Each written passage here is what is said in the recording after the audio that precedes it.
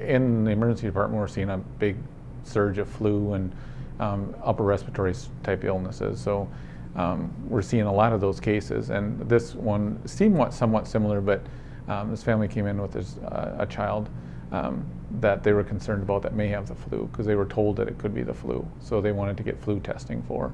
And when they came in, I noticed the rash on the child, and it was markedly atypical for influenza. Often doesn't cause a rash. So that led to other questions, and they were telling me, and I asked them how the rash started, and it seemed like it started on the head and kind of went down, and that was kind of a red flag. And then also she had kind of inflamed red eyes. That was kind of a red flag as well. So it kind of heightened my awareness, because when you get that group of symptoms, then you start looking for other things. And then we were able to actually see a really cool feature of these complex spots that you get in the inside of your mucosa. And those combination of symptoms is almost diagnostic, literally, of measles. And I hadn't seen a set of measles in my whole career. I've been practicing for 14 years and never seen a case. I mean, you read about it, you hear about it, but it's not a common thing, because we thought immunizations had kind of wiped us out, but we're starting to see a little surge of that again.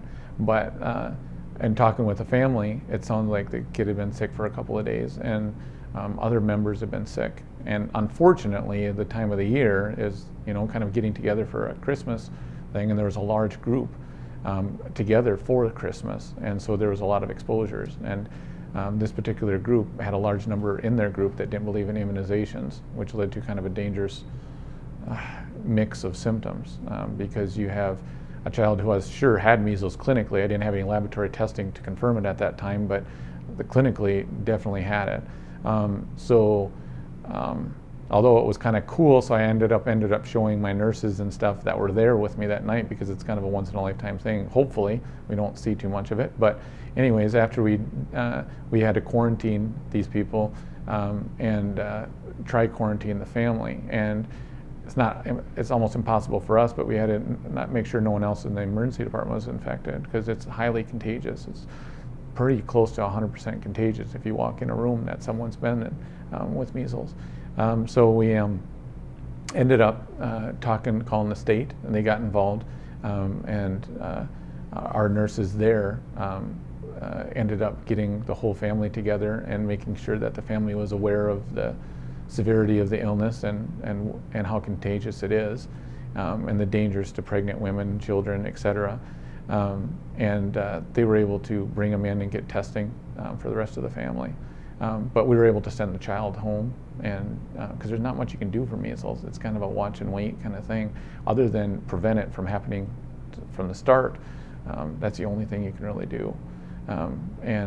Because once this thing gets out, that's the problem, is if it's not diagnosed right away, people go out into the community and spread it to others, and it spreads like wildfire.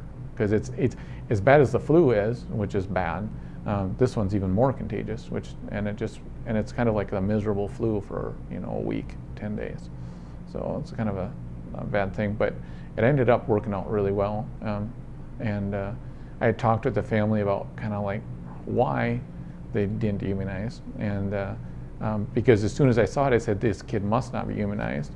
And I asked them, and they said, no, we don't believe in it. And I just broached this subject, because we do see that every once in a while. It's not a common thing, but we do see it, and their reason is because of this factitious risk of autism with it, and they were not aware of actually the data that does not support that at all, and that was kind of very unethical data that led to that. But somehow people found out about it, and some people only heard half the story, and unfortunately these people only heard part of the story, and they didn't hear actually what that stuff came from. So once we talked about it, and I explained actually that there's no merit behind this claim, and I immunize my own kids, and I have and every physician I know immunizes their kids. This isn't like a ploy to try do something, and just to try to explain that to them. Once we got that done, then they said they were going to follow up with our State Department, because there was a bunch of them actually from all over the country.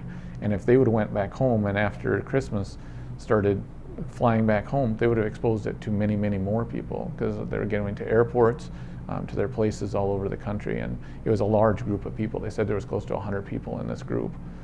So there's a lot of, some of them immunized, some of them not, and it all depends on who goes, and who was exposed, I guess. So, 2 questions. As far as how communicable is it?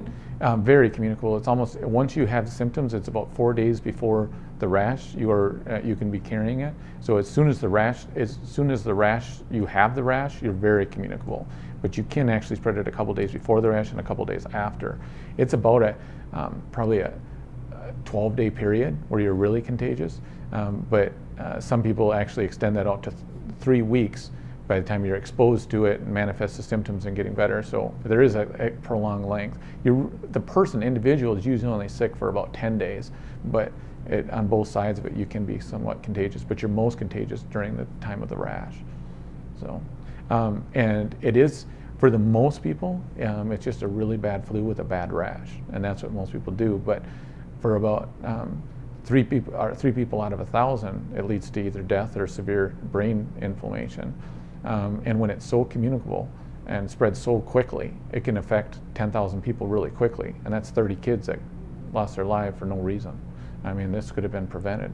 And that's just that. I mean, that doesn't include all of the troubles with pregnant women getting it, and then they have troubles with early births, and especially if you have a child that's delivered, and some of them delivered prematurely at home, and that would be very dangerous to have a child that's 28 weeks old delivered at home. And it's a dangerous combination of symptoms, or alignment of scenarios. So it all depends on when she had it.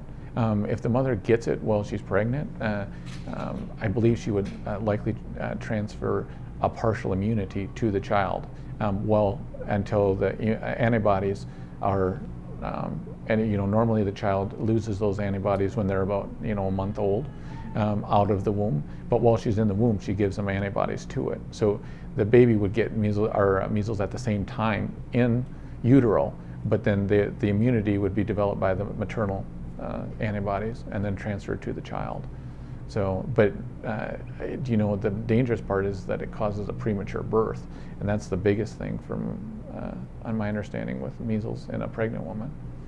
But if that happens, the baby does not keep immunity to measles. You still got to immunize afterwards, because the baby's immunity is lost after a month old. I didn't realize that at the time, because then I started asking more questions, and I had the similar things. I was like, where did this come from? Because we haven't seen much measles at all. And I believe the last case in South Dakota was in '97. So this was very unusual for us. But when I asked one of the family members, he had said that he had it, and he had a rash that was very similar to this. And it was great, because the measles rash usually peels after you have it. So he told me his rash peeled, and I was like, kind of clinched the diagnosis for me. And so then I knew he had it as well. And so then where did he get it from? And he said that he had taken care of his grandfather, who had just come back from India on a trip. And India has lots of outbreaks here and there. So you have people coming back that aren't immunized, and they can get things from an unimmunized, where they're essentially all the time. There's an epidemic of measles in some of these countries all the time. So if you're traveling abroad, especially to a place that doesn't have great immunizations, you run the risk of being exposed, because it's so highly contagious. I mean, you go, you can obtain it and then bring it home to your family, which this guy ended up doing. So, but it sounds like the grandfather was in India, came home, he exposed probably a decent amount of people actually, but his primary caregiver ended up getting it as well, and then the uncle of the child ended up giving it to the family, from the sounds of it, and then it spread to the whole family. And another interesting note is, I said, does anyone else have it in the family? And they showed me a picture, because this was the only child, and showed me a picture, and it was a picture of the mom, and she was full blown. And they have 2 other kids, they said, are running around with it, and they're all there for Christmas. So, I mean, there's a big exposure to this group of people. So, not to mention how many other, people would have been exposed. But hopefully people are immune and getting their immunizations up to date so they don't have to worry about this. But if you had measles as a child, you probably would. But the only thing is that the other part of the MMR, the mumps, rubella, would be great. And we do know that when you give one vaccine for measles, you get about a 90-95% rate of immunity.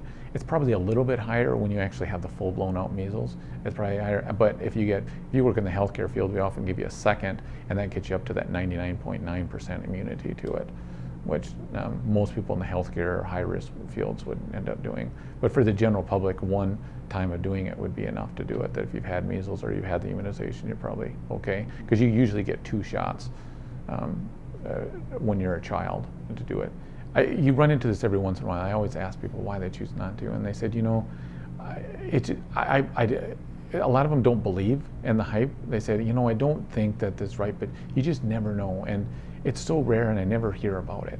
Well, the hard part is, and she says, I just wish that this mom in particular had said, I don't want to get my family immunized. I'm just hoping everyone else does, so I don't have to do it. But that kind of thinking, it just doesn't work, because what ends up happening is that you get a fair number of people together, and it doesn't, and it can really cause something that's not that dangerous for one particular individual, but can be very dangerous for a large number of people. And that's what ends up happening is if you bring this home to your family. I mean, think if this was preventative, why would you not do it? There's really no reason to it. There's really, the worst you get from the vaccine is a little bit of a fever, maybe, and a little bit of a rash, maybe. And that's in a small percentage of people. But other than that, there's never been any association. There's lots of hype. You can always associate something. I mean, if I ate a banana and I got sick tomorrow, could I say the banana caused me to get sick? Yeah, I could, but it's not going to have any science behind it, and I certainly wouldn't want to do that to start doing it. But that's what happened here, is there was money behind it, and there was an incentive to tie 2 things together that have no link whatsoever. And unfortunately, people only hear one side of it because it's a really interesting story. It's like, oh, maybe this is true, and they end up believing it, but they don't end up hearing what actually happened. And it's like a lie, you know what I mean, or a gossip, oh, I believe that something like that could happen, and pretty soon that person's character is defamed and he never did anything wrong, and that's kind of what happened with the vaccine. It got defamed, and people really thought, well, maybe it's true, maybe, but it's totally unfounded. So that was a very fortunate thing, is because we had a conversation with the family at the time, and I tried to be as convincing as possible. I showed them data, showed them everything I could, and they said, actually this makes more sense. I don't want to expose my wife or my kids or my future kids to this. If I can prevent my kid from getting sick, why would I not do it? So from my understanding, a significant portion of those people came in and got the vaccine. Even if they had measles, they can get the rubella vaccine, and because mumps is still prevalent, and we still see that every once in a while. So it's really good to get all of them, because if you can avoid all of them with a simple shot, then it's done. So, and our government makes it's so important to our community that our community pretty much pays for almost all of this. So most of your immunizations are covered under most health insurances. And if they're not, most doctors will actually just give it to you anyways, just because it's so important that you get it. So it really shouldn't ever be a financial issue at all. The hard thing is that we talk about it in different terms. Measles is rubiola. There's different names because they're the German name. We always think of it in the English term, but rubella, and then there's rubiola. And rubiola is measles, and rubella is German measles. But they're 2 separate viruses, but you get both of them with the vaccine, and you get mumps with it. So you get all 3 of them they put into one combination, which works well. It's just it was confusing because a lot of these names sound very similar. Do you know what I mean? So they don't know which ones they had.